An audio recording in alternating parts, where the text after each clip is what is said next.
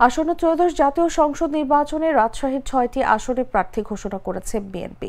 সোমবার গুলশানে চেয়ারপারসনের কার্যালয়ে দলের স্থায়ী কমিটির জরুরি বৈঠক শেষে প্রার্থীদের নাম ঘোষণা করেন দলের মহাসচিব মির্জা ফখরুল ইসলাম আলমগীর।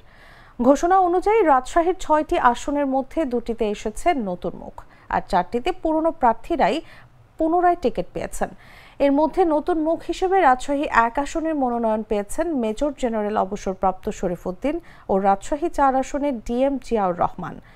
অন্যদিকে রাজশাহী ২ আসনে আগের মতোই মনোনয়ন পেয়েছেন মিজানুর রহমান মিনু, রাজশাহী ৩ আসনে অ্যাডভোকেট শফিকুল হক মিলন, রাজশাহী ৫ আসনে নজরুল ইসলাম এবং রাজশাহী ৬ আসনে আবু সাইদ চাঁদ পুনরায় মনোনয়ন পেয়েছেন। দলীয় সূত্রে জানা গেছে, মাঠ পর্যায়ে সংগঠনের মতামত, স্থানীয় জনপ্রিয়তা ও তৃণমূলের মূল্যায়ন বিবেচনা করে এবার প্রার্থী তালিকা চূড়ান্ত করা হয়েছে।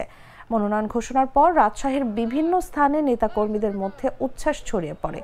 কেউ কেউ মিষ্টি বিতরণ করে আনন্দ প্রকাশ করেন। নেতাকর্মীরা জানান, ঘোষিত প্রার্থীদের পক্ষে এখন থেকেই নির্বাচনী প্রস্তুতি শুরু হয়েছে।